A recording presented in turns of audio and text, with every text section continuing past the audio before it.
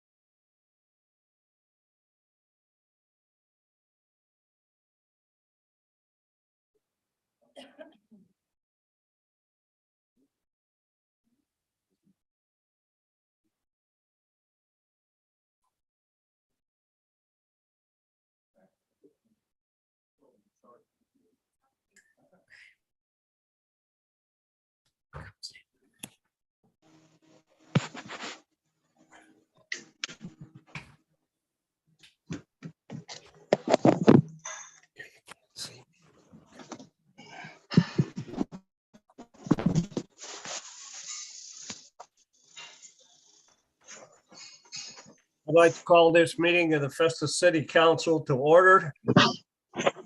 Roll call, please. Councilman Weiner. Councilman Boyer. Here. Councilman Collier. Here. Councilwoman Templeton. Here. Councilman Weiner. Here again. Councilman Dennis. Here. Councilman Vins. Here. Councilman Cook. Here. Councilman Tenen.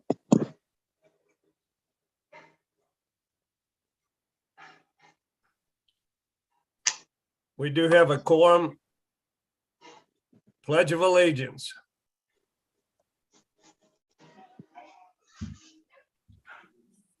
I pledge allegiance to the flag of the of the United States of of America America and to the to republic for which it for which it stands, stands, one one nation, nation, under under God, God, indivisible, indivisible, with liberty liberty, and and justice justice for for all. all. Thank you. You may be seated.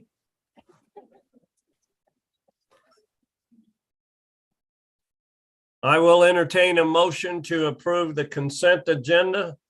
The total bills for this evening are $777,100. If I could correct you, the warrant edition total amount is $792,014.45. Okay, I do have that. The warrants amount to $792,014.45. So I have a motion to approve. So moved. Second. Motion's been made and seconded. Roll call, please. Councilman Boyer. Yes. Councilman Collier. Yes. Councilwoman Templeton. Yes. Councilman Weiner. Yes. Councilman Dennis. Yes. Councilman Vins. Yes. Councilman Cook. Yes. Councilman Tenen. Yes. Motion passes. Before we get to remarks of visitors, I'd like to explain why I'm not there. I currently have tested positive for COVID the last 3 days in a row. So I am not making any meetings. Remarks of visitors. First on our agenda, the Twin City Jeeps event, Barry Vandiver. Mr. Vandiver, you have 5 minutes to tell us what you'd like to do. Yes, sir. I represent Twin City Jeeps, and we recently participated in an event with a group down in Farmington where they did served burgers and drinks and food for police officers there, and it was for their county. And now we want to do that here in Festus for the local police here and Jefferson County also. We've already got the okay from Denny Foster at Main and Mill to take behind their property for the event and use that. And we'd like to use the parking lot there and close off part of it so we can have room for the officers to come in and park and the members of our club. And it's July 17th July 17th, yes, sir. from 10 until 4 on the South Second parking lot. Yes, sir. Okay. Just want to make sure that was okay. Mr. Mayor, I have a question, please. This is Mike. Go ahead. Who's that speaking? It's Mike, sir. Oh, okay, Mike. Thank you, sir. It's just for policemen, or is EMS and fire able to participate as well, sir? At this point, we were planning on police, but anybody with a badge who shows up will be welcomed. So yeah, police, fire, EMS, anybody will be welcome. Thank you, sir. Thank you, Mr. Mayor. All righty. Is there any other comments?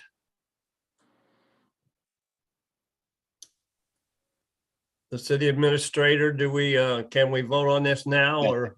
If someone would like to make a motion and second to permit the event, So move. I make the motion, allow to have their event. Motion's been made and seconded. All those in favor say aye. Aye. All those opposed say nay. Hearing none, motion carries. Mr. Vandiver, go ahead and have your event. All right, thank you, sir. Yes, sir. Lynn Trask, is Lynn here this evening? I think we addressed Lynn's concerns earlier, so we'll skip over to Amanda Neely. Is Amanda Neely here? Amanda Neely wishes to discuss the chicken ordinance. Good evening, Mayor. Good evening. Amanda, you also have 5 minutes to present your presentation. Okay. I just wanted to start up by saying thank you for allowing me the opportunity to speak on this behalf. My family and I moved here from Arnold, Missouri about 4 months ago. We love our community, the city of Festus, and the school systems have been great thus far. With the cost of everything going up, my family has looked into every measure possible to save money, supply natural, healthy food options for our children within our budget. My father, whom lives within the St. Louis County limits, suggested that we look into possibly getting chickens. And he's had them for years to help with the cost of food. He told me that I needed to look into make sure that my city had any terms before I proceeded. So I did. Well, when I did, I was shocked. Festus allows chickens, but only if you're on an acre of land, if you're within city limits. And to be honest with you, majority of people that live within city limits are not on an acre. Ma'am, I just correct you for a moment. It's a half acre according to our city code. Okay. Yeah. Well, half of acre. Apologize. Who live within city limits. To me personally, that I think that this is ridiculous. Majority of my family have had chickens my whole life. And I've had family who've lived throughout the whole state of Missouri, and especially within city limits of the city of St. Louis. The cost of living has gone up so astronomical that people can barely afford to drive to work. And I don't think that we see that going down anytime soon. All I'm asking is if you would really please reconsider for a better option for your Festus residents to obtain chickens. And I have an example if you would like to hear that. You have Go ahead. 5 minutes. So go Okay. ahead. Yeah. So I pulled up several cities within a 25-mile radius that do allow chickens. And this is the most common one. This is at the city of St. Louis. So they do not allow roosters, which is very understandable, but they do allow one chicken permitted every first week within an interior exclosure or within an outdoors within every 10 square feet exterior. You must provide a predator-proof coop, which I do agree with, which must be thoroughly ventilated, designed, easily accessed and cleaned, significant size determined by the health commissioner to permit free movement of these animals. The chickens must have access to outdoor enclosure, which may not be the lot of its entirely. The outdoor enclosure shall be adequately fenced to contain the small animals, which that was another suggestion. I believe that every house within the city of Festus should have a fencing yard if they do plan on obtaining chickens. No coop may be contained in the front yard. or closer than 1.5 feet to the property line, without a solid fence to separate the lot, or 10 feet from the dwelling or any other lot within a solid fence. No chicken is to be unenclosed or able to enter the streets and adjoining any other neighbor's property at any time. And there's other standards that every city has their own, but I believe that we should really consider that, especially with the cost of food going so up astronomically. And that's just what I wanted to tell you guys tonight.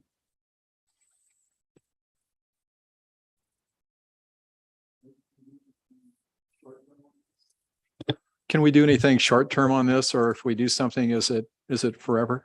Well, an ordinance is never necessarily forever.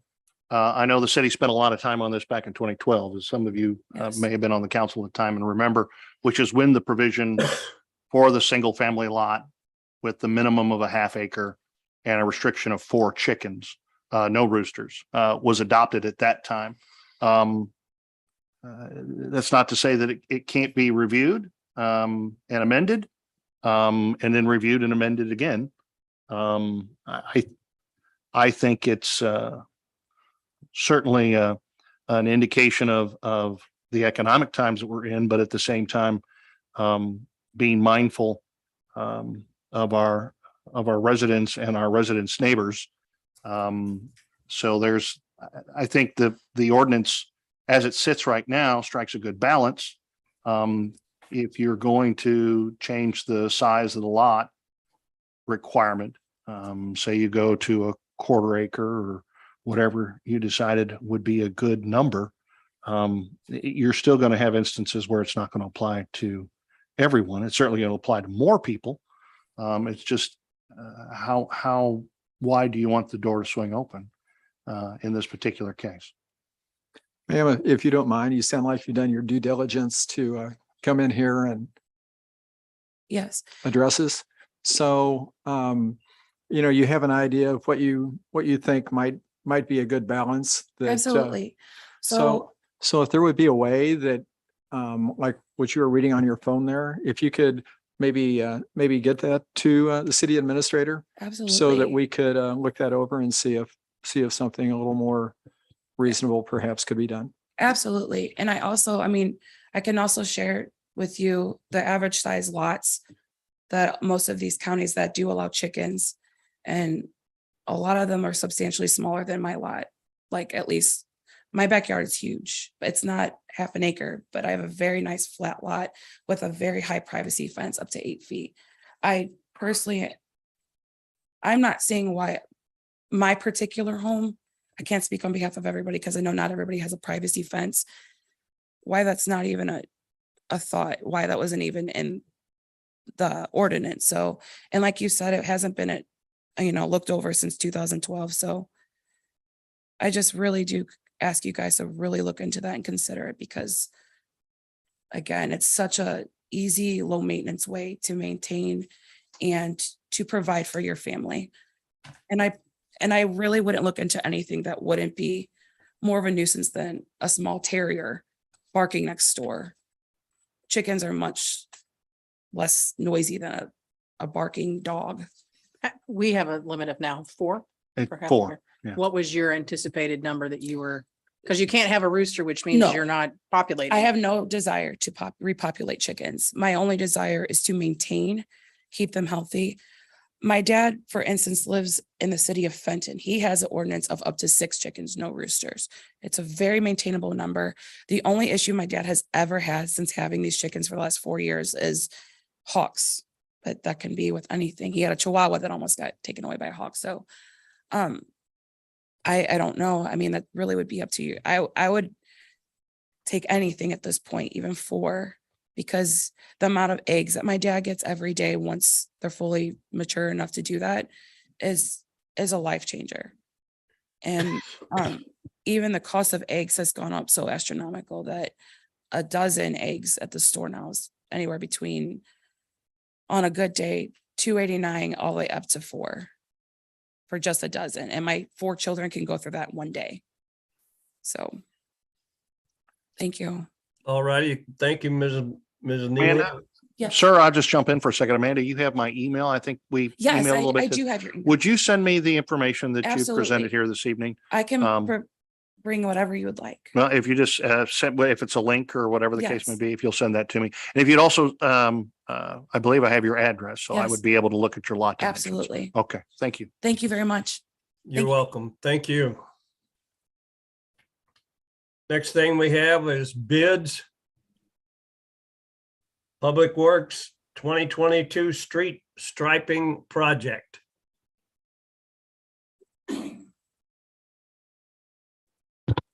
Sorry about that. Thank you, Mr. Mayor, members of City Council. Before you this evening, we'd like you to consider approving our request to spend $18,525 with America's Parking and Remarking to restripe city streets included in the memorandum.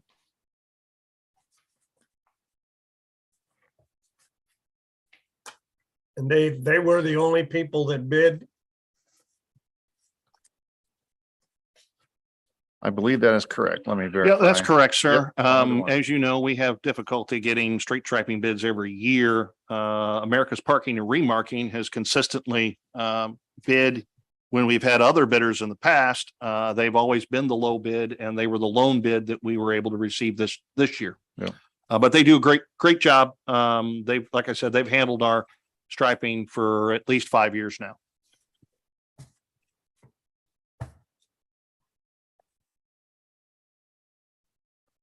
Is there any other discussion? If not, I'll entertain a motion to approve a bid of. So moved. Motion's been made and seconded. That bid is for $18,525 by American Parking Remarking. Roll call, please. Councilman Tenen. Yes. Councilman Cook, Yes. Councilman Benz, Yes. Councilman Dennis, Yes. Councilman Weiner, Yes. Councilwoman Templeton, Yes. Councilman Collier, Yes. Councilman Boyer. Yes. Motion has passed. Let's get those streets striped. Thank you. Public Works for a power grid. Mr. Mayor, members of City Council, before you, got a brief memorandum describing both the sale of our surplus equipment through Purple Wave. I'm very, very proud of my staff, especially the work of Ms. Melissa Brown. We made over $225,000 selling what was rusty, underused, or no longer being used equipment. So it's fantastic. So in celebration of that, I'd like to ask to please be able to spend $6,000 on a power screed. We have a power screed now, but not anything like what this unit would do. And it really makes my guys work a whole lot easier when they're doing concrete replacement. So if it was your pleasure, I'd like to spend $6,000 out of the T-Tax fund. There'll be a budget adjustment later that Stephanie will bring forward. Again, $6,000 for a power screed, and this is a sole source vendor. I will entertain a motion to approve that bid. So moved. Seconded. Motion's been made and seconded. All those in favor, I'm sorry, roll call. Councilman Collier, Yes. Councilman Boyer, Yes. Councilwoman Templeton, Yes. Councilman Weiner, Yes. Councilman Dennis, Yes. Councilman Cook, Yes. Councilman Tenen, Yes. Councilman Benz. Yes. Motion passes. Thank you. Purple Wave, sale of used equipment. You already went over that, right, Matt? Yes, but I think the next one is actually the police department is requesting some.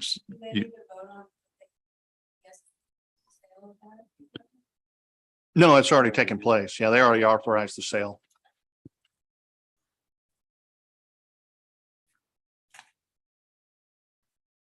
Good evening, Mayor and Council. Keeping in tune with, we were here a couple of weeks ago trying to just do some general cleanup around the city and getting rid of old things that have been piling up over the years. I know we've got 3 weeks ago now, the police department got permission to sell part of that stuff. We've gotten rid of a lot of it. While doing some more cleaning, we did find some more things we would really like to try to get rid of. Has some value. We'll try to auction it. If it doesn't auction off at that point in time, it'll be deemed of no value and we'll just get rid of it that way. But we have several different VHS video enhancement projects, some old cameras and this and that we're looking to get rid of. The in-car cameras that we're currently taking out of our cars with the new body cameras we're putting in. And then one thing that did not make the list that we came across right after this list was published was a bunch of old gym equipment. As the city's been buying new exercise equipment for the new gym back here, all of the old benches and squat racks and everything else has been reallocated to the underneath of the gym. And it's becoming quite treacherous to try to walk under there. So we're looking at trying to maybe get rid of all of that stuff also before it rusts and gets to the point that it's not worth any money.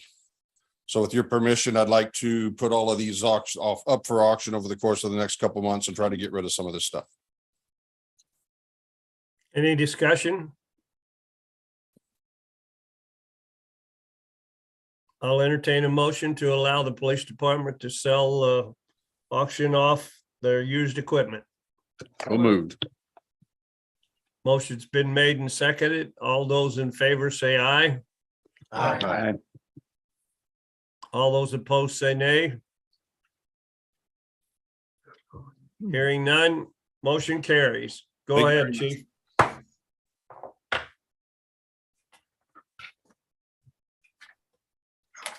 Next thing on the agenda, we have Bill 4683 up for the second reading. Do I have a motion to read Bill 4683 for the second time? So moved. Second. Motion's been made and seconded. Is there any discussion before reading this bill for the second time? I have a question. I don't know that we can answer this question. Go ahead. So when they listed the projected rents, if they do not fill those apartments at the projected rents. No, this is the daycare proposal sorry. on West Main. Apologize. Okay. I know, as just to start off the discussion, since we've had a couple of weeks to look at this, Matt approached Crawford Brammeyer. It's an engineering firm in the St. Louis area. They did the Pounds Road stoplight project for us, have some familiarity. They've also been a consultant on the Maine to Mississippi plan that's been working on as well. So they're well qualified and well aware of the area. And I know, Matt, if you'd just like to share some of the, initial comments that they've shared with us. Sure. Thank you, Greg. As Greg mentioned, I met with the engineer last Friday on site, and we observed the area for probably close to an hour and 20 minutes.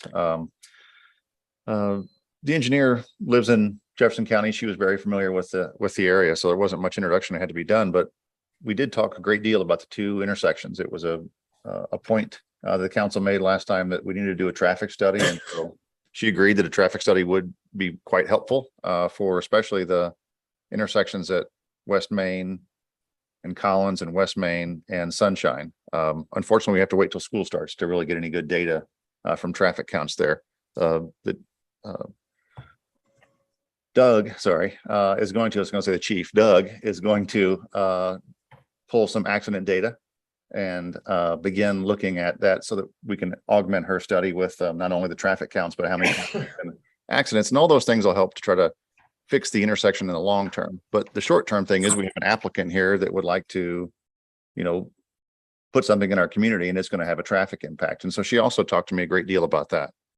It was her recommendation that if the project was to move forward, that the current entrance would be retooled to be an exit only, and there would be a right turn only. So you have right out in front of or between the two buildings. To the east of the two-story home, there'd be a single lane entrance. And so you'd have a single lane entrance moving it further away from Collins, more equidistant between the two Ys, allowing for a more safe ingress and egress. So one way in, you go down along the side of the existing two-story house, turn into the parking lot behind it, and then you'd come back out, right turn only down towards Pounds along West Main Street. So that was her idea on how to, if we have to make an accommodation to allow for the traffic, that would be a way to do that and be the most safe solution. I actually made a kind of a rudimentary diagram of that. If you guys want to pass it down there, I just drew on an aerial. And so if you guys want to look at that, you're welcome to it. Sorry for those folks at home. You have to use your imagination. Okay, I think so. Do you think there's 15 feet on that side? I'm talking about on the east side of that house. Yeah, where the house is. That's grass now.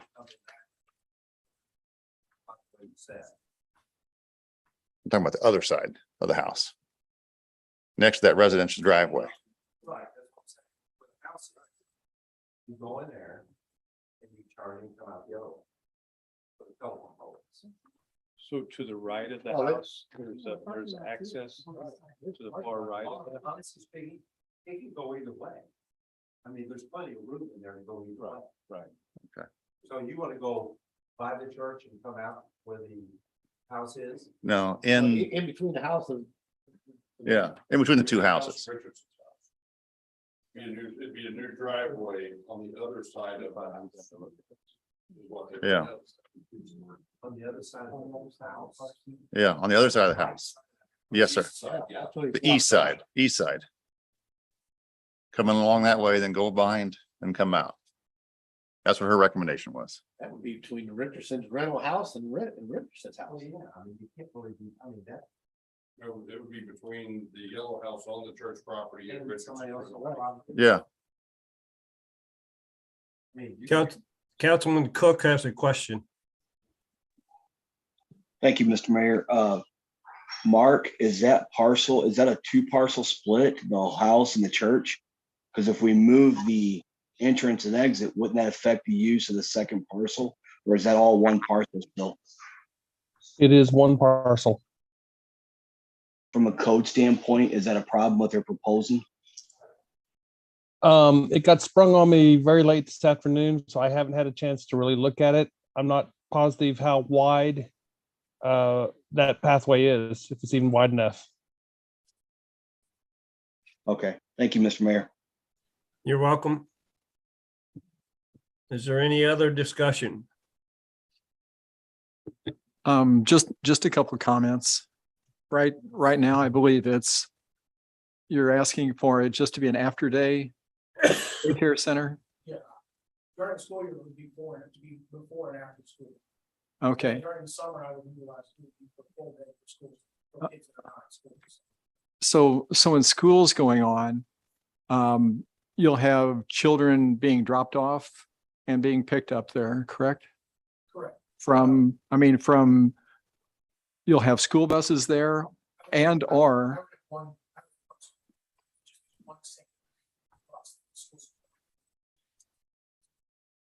If I did have any other buses, it would be due to special ed students, anybody that had an individualized transportation plan for the school, if they needed a wheelchair lift or something like that. I also wanted to say that the parking lot is already set to begin and out in that same section. And I would be fine to regulate the flow of traffic as in and out over there. You know, I'm open to whatever the city believes is the best fit for the traffic. I think my biggest concern is the short-sightedness about it. We're going to be taking presumably 80 children there. The state was just there this week and they told us we would be approved preliminarily for 80 children there. That's 80 pickup and drop off families that would not be at the school already. Now, I'm trying to capture a market of kids that are not interested in being before and after school daycare, trying to make this more geared towards older children, people that probably would be insistent on riding the bus home or, you know, being parent pickup. And this would conceivably have all of these children at one location. And these people also need before and after school care because they cannot get to their kids during normal school hours. So the traffic study concern about how the school's traffic would affect that. This is to hopefully alleviate some of that. And also the pickup and drop off times are not the same at the childcare center they're out of school. Because if somebody can be there at the time the school is in and out, They don't need day. So these are people that go to work early in the morning, that have to commute to work, and drop their kids off, 6 o'clock. I don't make there right now, and I get a lot of kids by 6:10 every morning. And parents are in and out, and they're on to work. We're not. Can't hear what the man's saying. We have to vote on this. You have to come to the microphone. Sure. If you'd step up to the microphone, obviously with our Zoom audience. Sorry about that, Mr. Mayor and everybody else. So what I was saying was my hope is that this alleviates some of the traffic that's over there, because the people that require before and after school care are not able to take their children to and from school. Also, I'm hoping to get some of the children that would otherwise not be willing to go to before and after school programs. Therefore, their parents might have already been picking them up from the school. So 80 children at this location would take off some of your guys' concerns about Sunshine Drive, because we're moving it down one more intersection there. And like I said, there is an in and an out at the existing parking lot right now. The lines are not painted very well because it's been unoccupied, but we could be open to whatever. I mean, before we had an occupancy inspection or an occupancy permit granted, I know that we would have to address all those things anyhow. The state is going to want me to have some kind of traffic divider between the parking lot and where there would be a playground. And I could use that creatively with what the city is looking for me to do to direct traffic in a way that works best for everybody.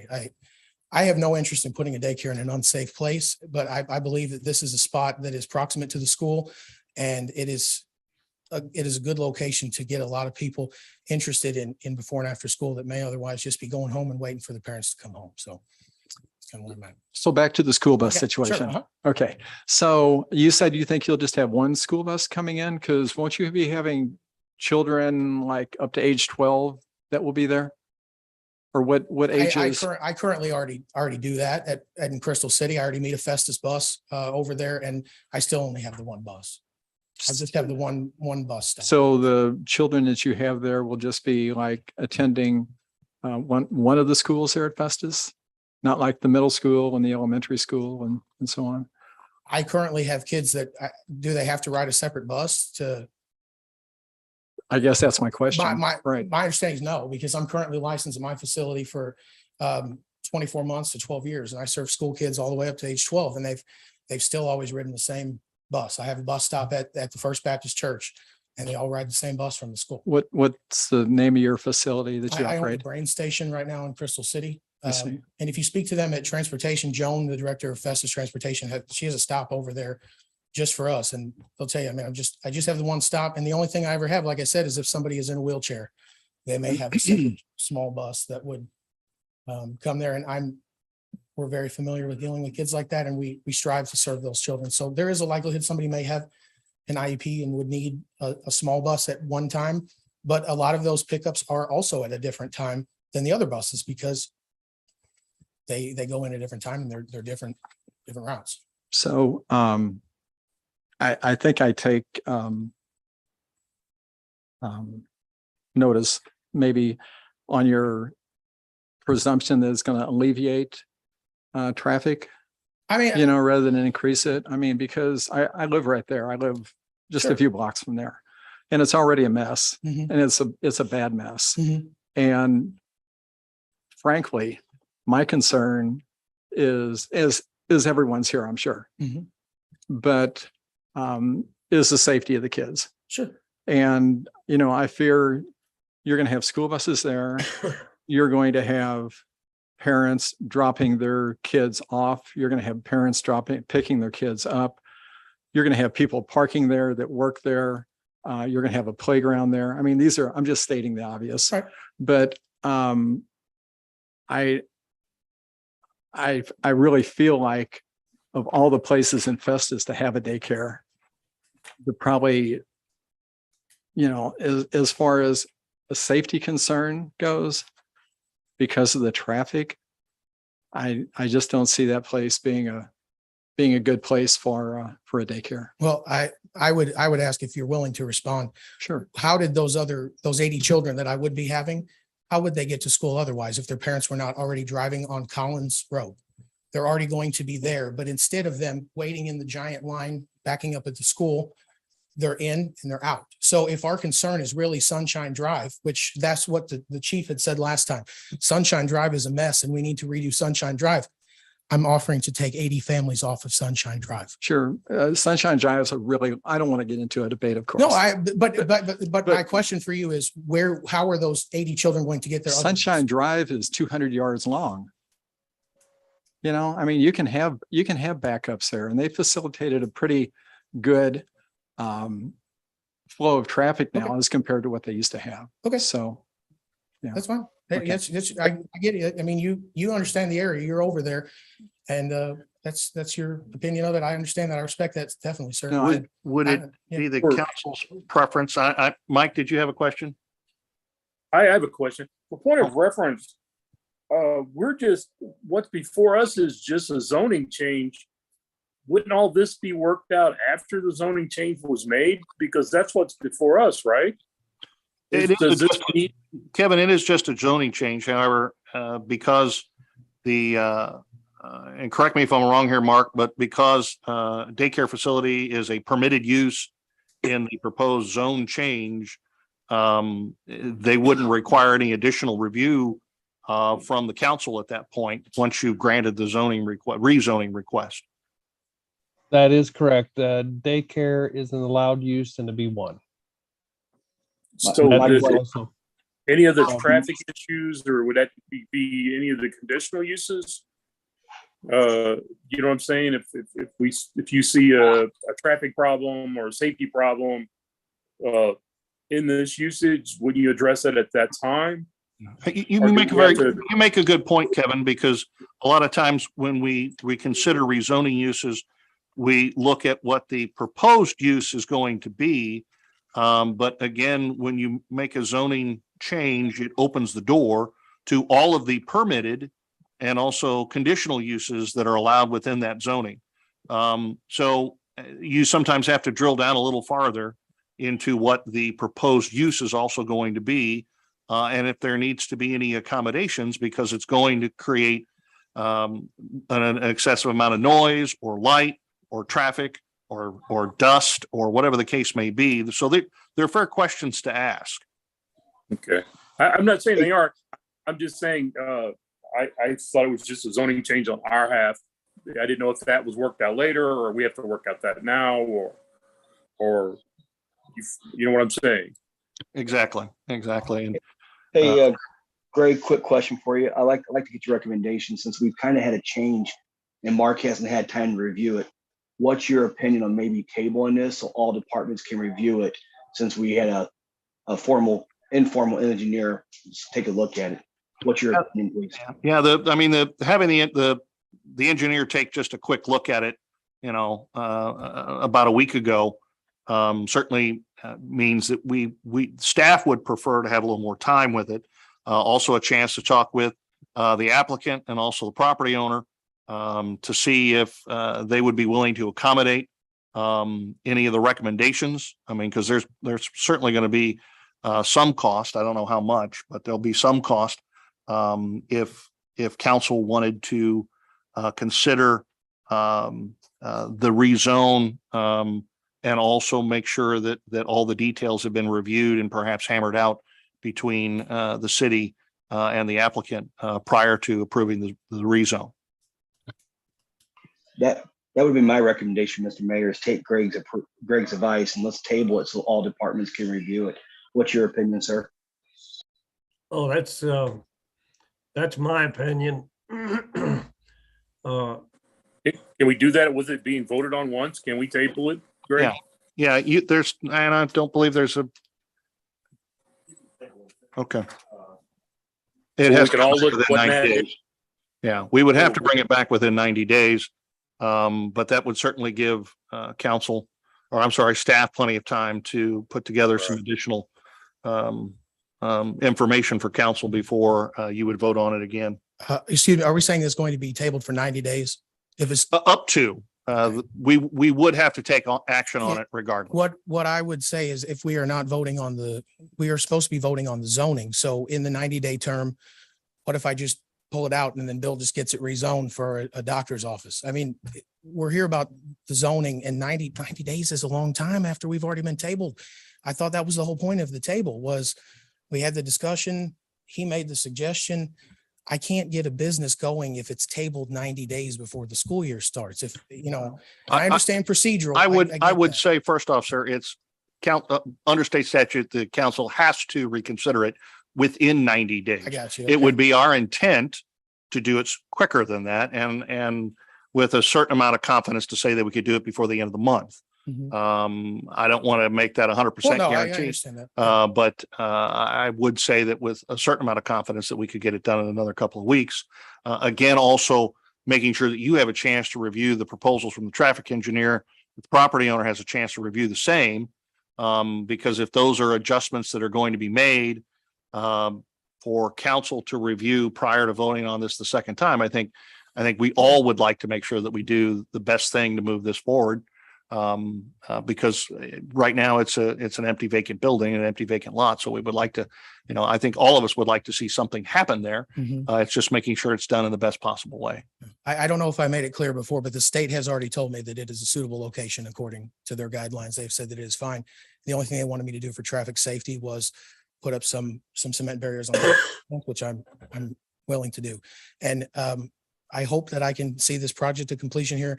I want you guys to know, I mean, whoever your applicant is, I doubt a lot of people come up here and say, hey, before occupancy inspection, I'll work with whatever you guys want. I'll work with whatever you want. So I hope, however we can do this, I really think this is a good positive impact for the community. And I would love to speak with you, sir, because I know you have the most concerns about the area. And I really think that this is a net positive for all of us. We had a very large daycare leave here. And his comment earlier about, well, there's other places to put a daycare in Festus. I implore you to look at the zoning map and see how many places there really are zoned properly for a daycare. I also would like you to see how few places there are with adequate space for a playground. There is not as much space out there as available as you guys would believe for a childcare center. It has to be very, very specific. And that is why the church to a daycare transition is very simple. It's very, very similar. And that's really it. I appreciate your guys' time. Thank you very much. If you have any more questions for me, I'll take them. Otherwise, I will get out of your way. All right. Are there any other questions? No. All right. All right, sir. Thank you very much. We would need a motion to table. I will entertain a motion to table this ordinance. So moved, sir. Motion's been made and seconded. Can I have a roll call? That can just be by consent, sir. All righty. All those in favor say aye. Aye. All those opposed say nay. Hearing none, motion carries. This will be tabled. Thank you. Okay, we also have Bill 4687 on the agenda. Would the clerk please read the bill for the first time? Bill number 4687, an ordinance of the City Council of the City of Festus, Missouri, approving an agreement with Travis Graff of the law firm of Graff and Batchelor PC to serve as public defender for ordinance violations occurring in the City of Festus, Missouri, and establishing an effective date. Bill 4687 is now open for discussion. Staff report. I'm going to defer to City Attorney Brian Malone as he knows the intimate details behind this. Thank you, Greg. Yes, so as I believe you know, I serve as the city's prosecutor and for the municipal ordinance violations that are heard now in the Circuit Court of Jefferson County. We had a situation arise about a month ago in which we had a defendant due to her having a large number of cases and being indigent. She was in need of legal counsel, unable to afford one, and there was not an obvious mechanism in place to have a public defender appointed because the state public defender's office can only handle state charges. Travis Graff, who's an attorney who has typically has a number of cases on each Festus docket, agreed to serve on a pro bono basis as attorney for this person. As I said, on a pro bono basis. However, I think this expose the need to have, I guess, a mechanism in place when someone needs to be appointed on a short-term basis. I expect it will be rare in the 2.5 years since I've been the city's prosecutor, since we've been at the circuit court. This is the first instance we've had. So I expect appointments would be rare. I've spoken with Travis and he is agreeable to doing this on a long-term basis. So before you is an ordinance which would designate him as being available to accept appointments from the court.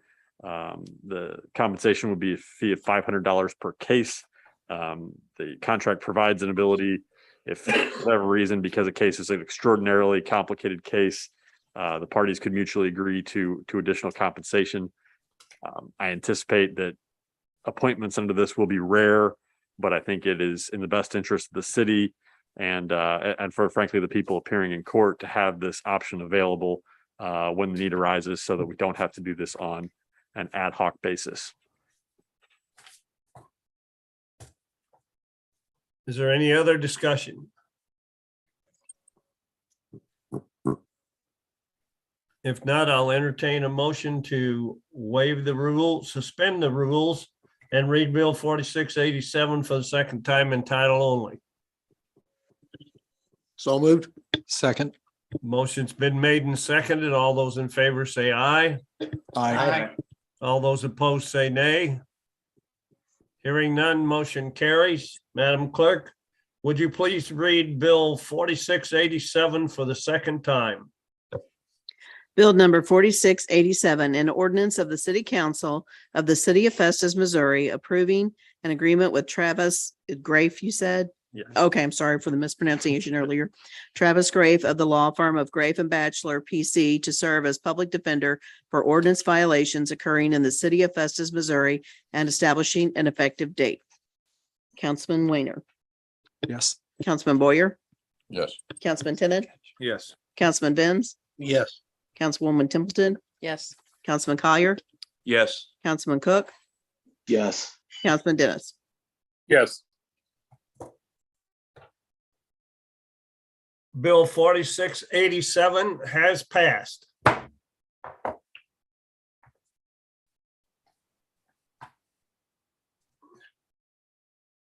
Moving right along to new business. Yoga Underground event. Staff report. We have the representatives here. Is Rianne? Okay, yeah, whoever would like to speak for the event, go ahead. Good evening, Mr. Mayor, Council. My name is Rihanna Melber. I'm one of the owners of Yoga Underground. We opened the first week of April at 207 South 2nd. And basically, we just want to get the word out that we are there. We would like to have a grand opening June 25th from 10 to 3. Close off that back parking lot and just do free yoga classes. We offer 4 different types of yoga. So just do some giveaways and some yoga demonstration.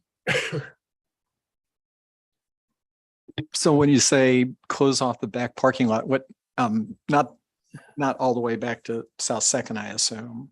Or- Just that area, like behind, so there's like a dog groomer and us. Right. And then there's like 2 lanes, like 2 rows of parking, just Right. that area. There's still other parking over here. We've seen, Four Brothers Mead close off their back area, Right. a certain section. Just, we don't need a lot of space, but we can't, our studio's not big enough to, So you anticipate a good number of people being there? I hope so, yes. Yeah. Okay, great. Wish you luck. Thank you. Is there any other questions? Free lessons for any of the council that attend? Yes. Okay, just wanted to check. You guys All get right, a free you're all on the 1 week hook. pass if you come. I'll entertain a motion to approve the request by Yoga Underground for a for Second. yes. Yeah. Good job, Jim. Thanks. Motion's been made and seconded. All those in favor say aye. Aye. All those opposed say nay. Hearing none, motion carries. Have your open house. At least I got it right, huh? Thank you very much. You're welcome. Next thing we have is a records destruction request. This is just housekeeping. We have some accounts payable vendor files from 10 of 2020 through September of 2021. There are copies of vendor sheets back up, but they have all been saved to BSNA. So these would be the paper documents. Any discussion? If not, I'll entertain a motion to approve the records destruction request on accounts payable. So So moved. moved. Motion's been made and seconded. All those in favor say aye. Aye. Aye. All those opposed say nay. Hearing none, motion carries. Go ahead and take care of the destruction of records. Old business. Sir, I just wanted to jump in here. I know it's nothing on the agenda, but I wanted to ask permission of you and council. Obviously, I think we're all affected by what's happening with inflation and prices. It's something that grows concerning every day. The CPI has now consistently been above 8%, the consumer price index, for over 12 months now. Gas prices averaged hit $5 across the nation. And while we don't necessarily see that here in Missouri, I was just in California, and dear Lord, you don't want to buy a gallon of gas out there. But it made me think, obviously, we know that we intend to address, because it is the third year in our cycle with our new pay ranges, to address the pay ranges, the minimum and maximum amounts that we pay in particular positions, and also a cost of living for our employees with our annual budget. But that's October. And I think we've always prided ourselves on the fact that certainly since I've been here, we've tried to develop a nimble organization, one that has the ability to see a problem or a concern or an opportunity and address it as quickly as possible. The intent for some time now has been to utilize the funding that we received from the American Rescue Plan Act and address some security needs and some backup power generation needs for our facilities. And we still intend to do that. And then on the back end of that was to perhaps look at some form of assistance, a stipend, as we have provided for our employees in the past. It's still 4 months until we have that new budget kick in. And I would like, with your permission, to be able to come back at the next meeting with a proposal similar to our last one, which would provide a stipend for all of our employees. We can't necessarily do anything about their salaries at this point. We can certainly look at some options, but I think in the interim, we have the ability to act with the funding that's been provided for us for economic stimulus, for infrastructure, and also for premium pay for our employees. If the mayor and council are open to the concept, I'd like to bring something back at our next meeting on the 27th for you to consider along the lines of something similar to what we did last time, which was back in November. Hey, Greg, quick question for you. This has nothing to do with COLA, right? I want to keep that separate, correct? No, it would not. I think this is something that we need to do to help our folks out now. Absolutely. And you know, we'll have our cost of living discussion when we get into budget. Obviously, you know, we have some work to do and we have some heavy lifting to do, because it'll probably be one of the largest single year budgetary increases that we've ever considered in the past. Typically, a cost of living increase is 2.5%, 3%. And I think certainly the consumer price index, even with some lessening that's anticipated after November, and the inflationary pressure that's on right now, I think we still got to get to November, let alone the first of the fiscal year. So if everyone's agreeable, I'd like to be able to bring something back to you later This would be, Greg, this would be a stipend that you're talking about? Correct. It would be a one-time payment. Because I just think our folks, we're all struggling. I'm all for it. So I'd like to put something in front of you to take a look at, and obviously something that we can tweak, but I think the foundation of it would be similar to what we did here back in November. Go big. need a mo- Request.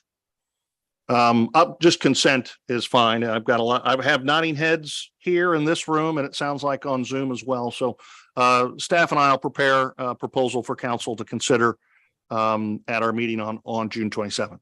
That'd be great. All right. That's all I have, sir. All righty, thank you.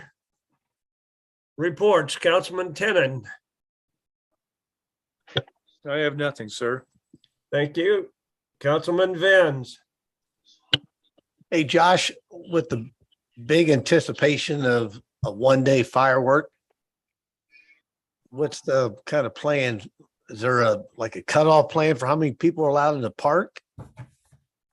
Like vehicles, or what are we gonna? I mean, because the feedback. Everybody knows the side of the field back there. Yeah, I know. I mean, how big? Josh, I know, has been working with Barb, and they have a planning meeting coming up on Thursday. They'll be meeting with Detective Sergeant Pippin, who coordinates the parking for us. He's enlisted some additional help. I know we have a sizable amount from Public Works, in addition to our friends over in Crystal City. But right now, I don't see where we won't be able to handle the number of people that we may get for that Saturday night. Well, the only reason I say that is because if it gets to a certain point after, will we stop people early enough so they don't sit in line forever in line, just in a traffic line when the park's full? For sure. We're not gonna just try to, put a bottleneck in the park and try to get people in and out when it's one way in. So, I mean, we'll just keep judging as far as the capacity of the backfield. We feel that we need to. I mean, I know the weather can make a major difference. We get a rainstorm that could change a lot of things, unfortunately. I really don't think it's gonna be as big of a deal as the 2 nights to 1 night fireworks. I don't think we'll see that difference. Because they're still gonna come out Friday night without fireworks, and they always came out Saturday night with fireworks. Well, I know, I but really don't see that being a huge difference between the past and what we're doing this year. well, the talk's been pretty big since it's a one-nighter, and since it's about a 45 minutes to an hour. We'll take all of them. Let them all come. That's what I'm hoping. Tell them to Festus. Yeah. It's driving too. We have the backfield. I know that we can regrade that road. Problem is, it is one way in, one way out. There is no two lanes. Yeah, I mean, because I just, I'm looking at a traffic nightmare. And if you're talking about numbers for the eclipse, and then when the nitty gritty dirt band was there, they estimated 15,000 people in the park. And I can tell you after the eclipse, it emptied out quick. Because the police department and Josh's guys, the guys from Public Works come and do parking, they do that every year, so they know exactly what needs to be done. Oh, I know. A lot of their- Yeah, because I know when it's over, you're going to make them go one way, both directions. I know that a lot of them will be aggravated, but that's the way it's got to be in order to get the traffic out of there. Oh, we've got this parking for neighborhoods. Yeah. No, I mean, I hear great, about it, hear all the good news about it. Just, they just wonder what the traffic is, or if they can, I would assume the park, been a long time since I think it's been over, like you said, since the eclipse and everything else. But a lot of talk's been good about the firework being one finale night, like the Elks and other places. And in regards to that too, Bobby, is if it ever got to the point that the park just was completely full, we're not going to be able to stop the people that are backed up on the road. But what we would do at that point in time is just station officers and direct them right on through the park and right out of town. And we just have to put up, full signs. And just at that point in time, just move traffic as much as we could. But that would be the worst case scenario, something like that. You know, we always kind of run into a thing, you know, in really nice weather, people that are stuck on Sunshine Drive still trying to get to the park because everybody tries to wait till the last minute to get there. Exactly. And that's just the flow of traffic. We'll do the best we can to get everybody into the park. But once it gets to the point, if we would get to the point where the park was full, at that point in time, we'll just put officers at the main entrance and just start directing traffic and run people right out of the town and apologize as they go by. Okay, yeah, like I said, I figured there had to be something in place, but I hope it is a great, like you said. I mean, I know. Lower fairground too, at least half of that field for parking as well, where usually the car show was. Right. So we'll still have it there, overflow. On the creek, we have places we can put a lot of cars. Yeah, and I know the weather's gonna make a major difference. If it's, like I said, if it rain, it really disrupts a lot of stuff.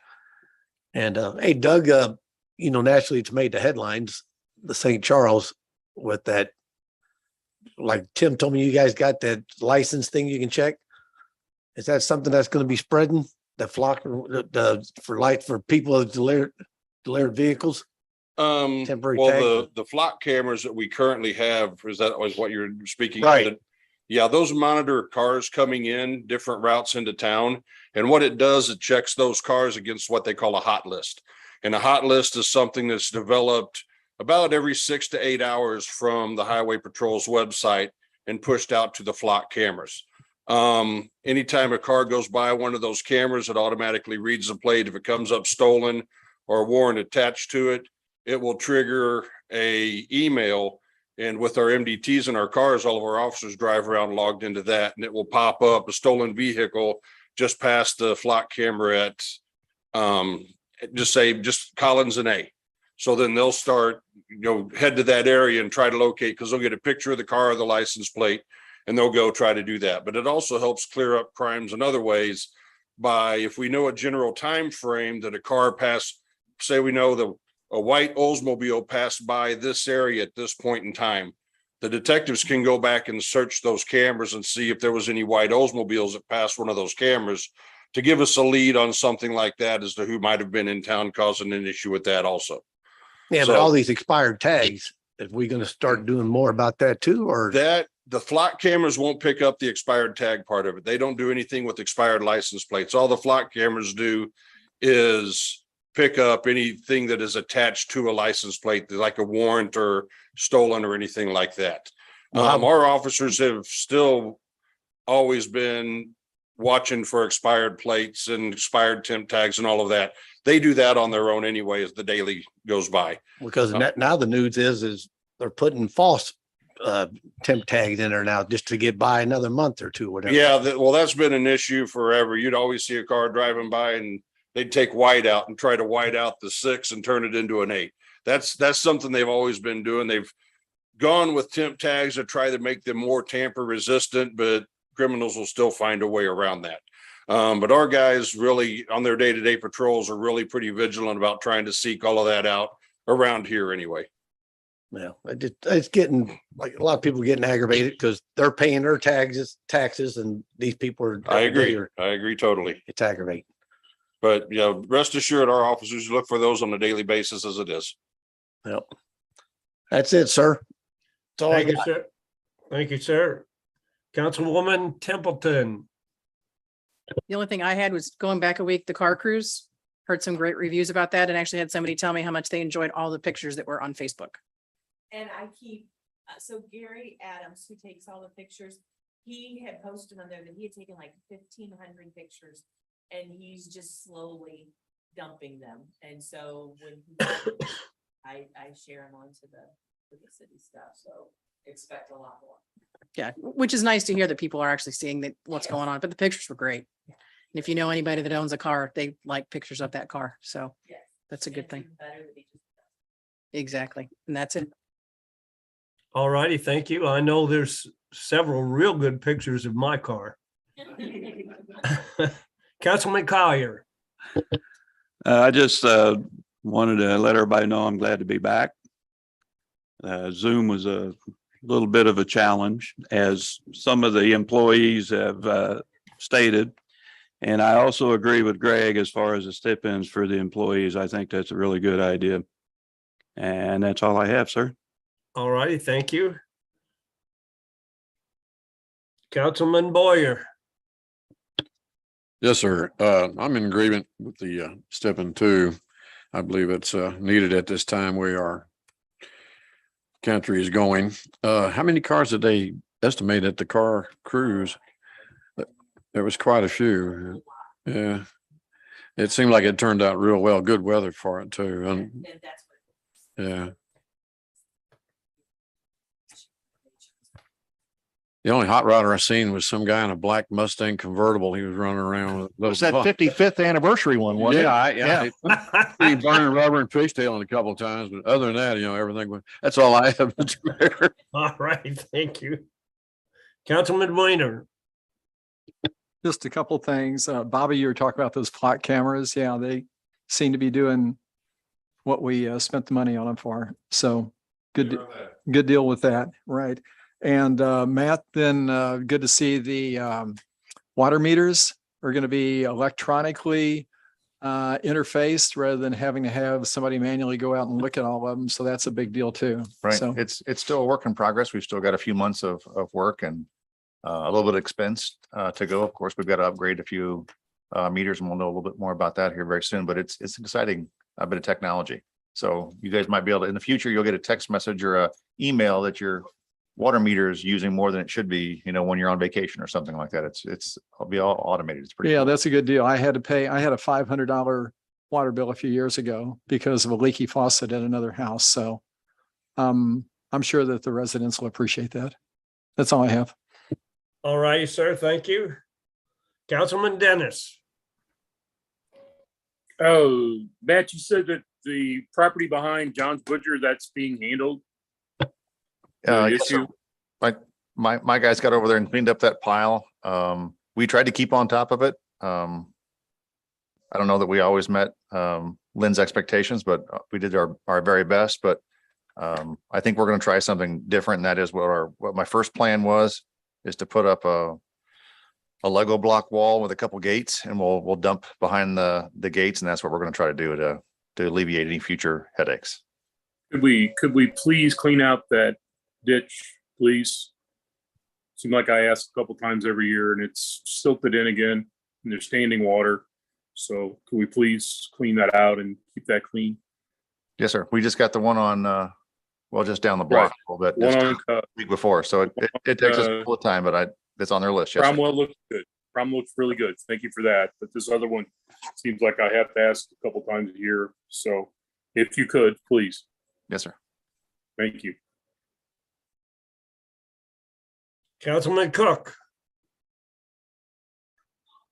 Thank you, sir. I'd like to see more flock cameras in the budget next year, if we can keep that in mind, Captain. And Greg, thanks so much for bringing the stipend pay up. I think it's well deserved and needed.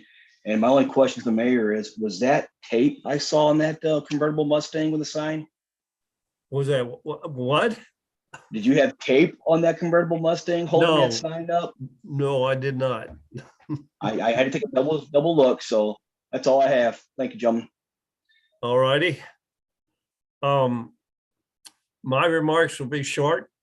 Barb, once again, you did a great job with that car cruise. I had a lot of people as I was driving, yelling out to me, "Thanks, this is great. We enjoy it." Of course, I virtually had very little to do with it, but Barb, you did a good job setting that thing up, and that's a good thing to have.